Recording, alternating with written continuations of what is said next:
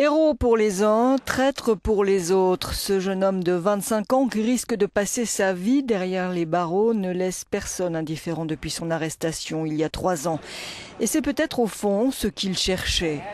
Car Bradley Manning est-il la personne fragile, déséquilibrée, en mal de reconnaissance que certains décrivent, ou celui qui, conscient de la portée de ses actes, souhaitait, comme il l'a déclaré, entraîner un débat sur les actions de l'armée et sur la politique étrangère de son pays et être en paix avec sa conscience.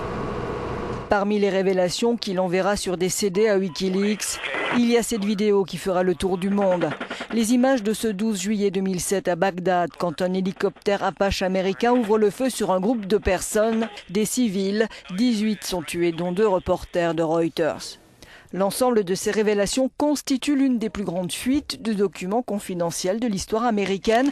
Un procès devant la plus importante cour martiale jamais organisée depuis le massacre de My Lai au Vietnam en 1968.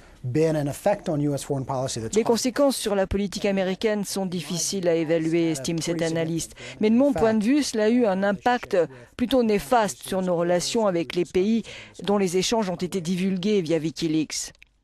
Comment ce jeune garçon, né dans une petite ville de l'Oklahoma, adolescent souvent moqué pour sa passion de l'informatique et mal à l'aise avec son homosexualité, va-t-il devenir l'ennemi de son propre pays, même s'il affirme ne pas avoir voulu lui faire du tort? Il a 19 ans quand il entre dans l'armée et 21 quand il est envoyé en Irak. Un gamin qui vit mal de toute évidence ce qui l'entoure et qui n'est pas heureux.